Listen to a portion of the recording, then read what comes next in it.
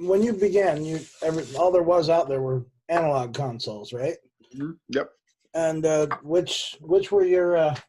Do you have favorites or? I'll be honest with you, and I think most good engineers would say the same thing. I don't really care about gear. Gear's always going to change. No, the thing, it might seem like a cliche, but the thing to remember is the most important thing is the song, right? The big picture. Gear is part of the small picture, the minutia. Now, obviously, I know what I like, and I know what I don't like, and given a choice, I know what I would choose. But in the grand scheme of things, I don't really care, because if it's a good song, I know I can make it sound good in anything. Right. And gear changes, concepts remain the same. But if I was given a choice, my console of choice would be a vintage Neve console, pre-1978. He sold the company in 1978, so anything after 1978 is not a real true Neve. Before 1978, it's all Class A, which means it was handmade. Everything's hand wound by little Scottish women. So 8078, 8068, 8058, 8038, that whole series is kind of the holy grail, really, for most recording engineers, I would say. So that would be my console of choice. I think digital sounds almost as good as tape. No, you just need to approach it slightly differently to get the same results. Well, and that leads me to another question: was how the technology changed your style. Well, everything takes longer than the computer. You would think the computer is there to speed things up, but it doesn't. Having more choices always makes things last way longer. People have a hard time making their minds up now, so they'll just record massive sessions.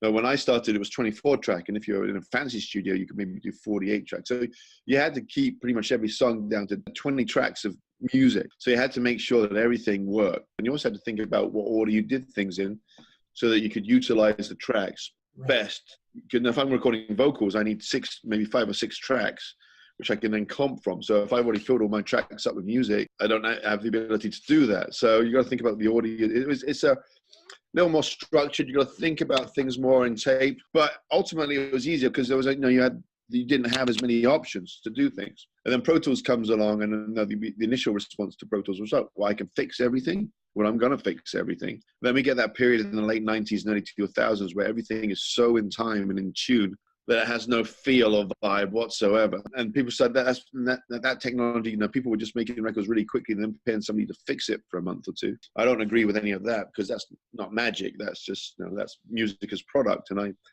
I'm not a believer in that. And to me, music is art. So it's all about creation and creating. The whole idea of music as product is alien to me, and I couldn't do that at all. That's why probably I just wanted to make cool sounding records with cool people, really. Right. And once again, probably not the greatest career choice, but no, I considered it art. So I got to do a creative project, finish it, and it was unique. And then I got to do it again and again and again, which is awesome. One thing I do teach my students all the time nowadays, we do focus on at Berkeley, is make decisions as you go along. Sometimes the computer, the science side of things can distract from the arts and creative side of things. And I think people can get too caught up in these tricks and shortcuts and cool stuff and forget about, it's a song. Let's not forget it's a song. Mixing environments. What's your process for finding the right environment for an album? Or interesting choice, because I guess actually I'm mixing an album right now, and I just moved my studio in my house to a new place in my house, and it sounds different. And I'm just figuring out how it's sounding different now and adjusting my mixes. I've been doing that for the last 2 weeks.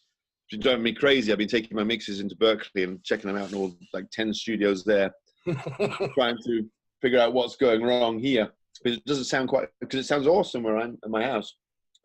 But when I take them out, it's not sounding so good. So what I think is going on in where I am now is I'm not getting so much low end, or I'm not hearing so much low end.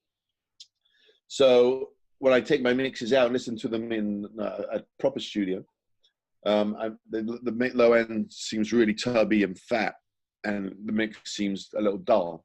Mixing environments. Ultimately, everybody should have a place where they know what their favorite music sounds like. Okay. That's what I would say is your reference point. You need a reference point. So you have your favorite tunes, the ones you listen to over and over again. You know what they sound like, and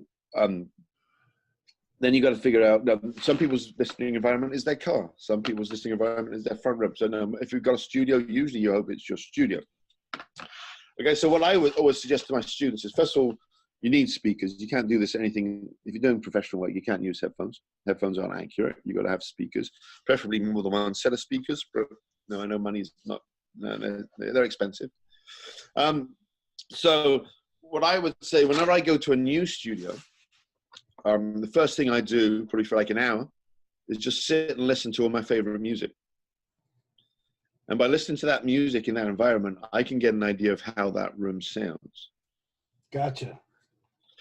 Okay, so I've got an idea where to start at least, and then it's just a matter of that if I'm not 100% sure, then I'm not going to do anything too radical that I can't change if all does not appear the same once I get it out of there.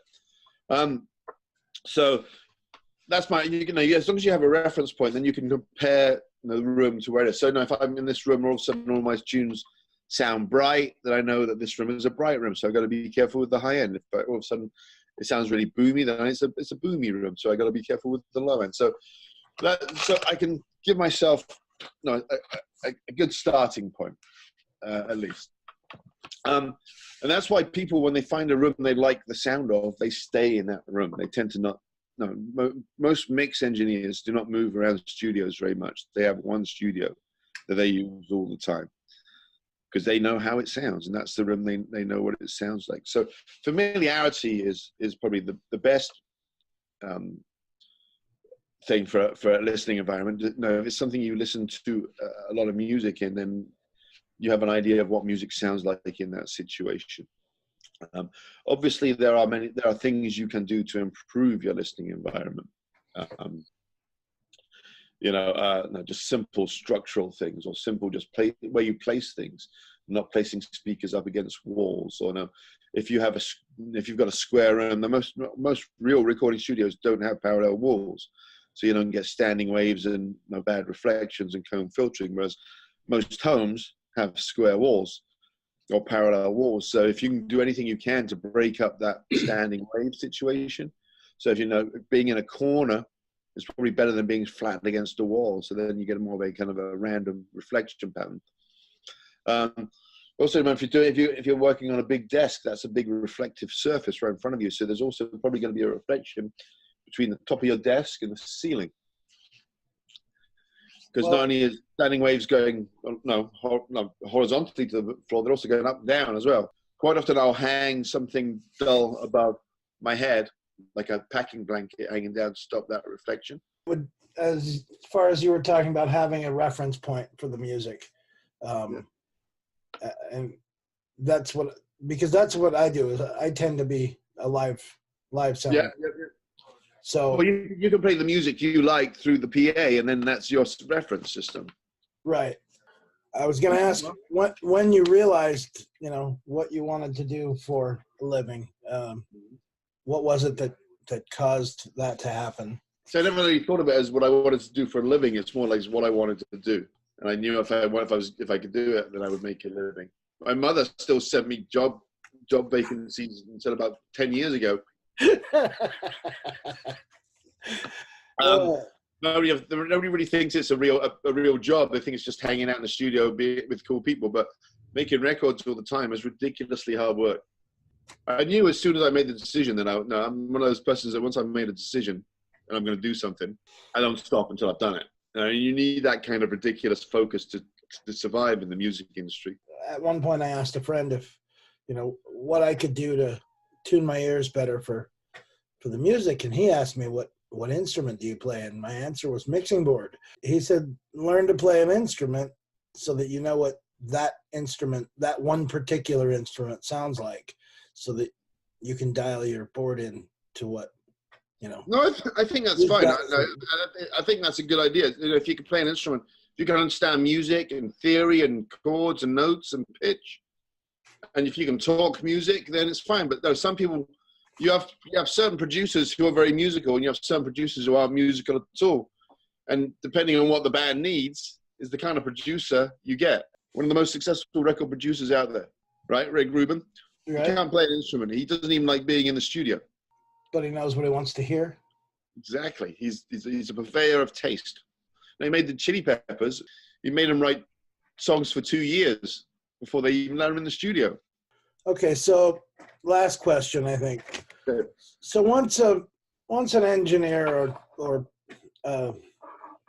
once you have your skill dialed in, you're going to do mixing, you're going to do mastering, and you've gotten your techniques down.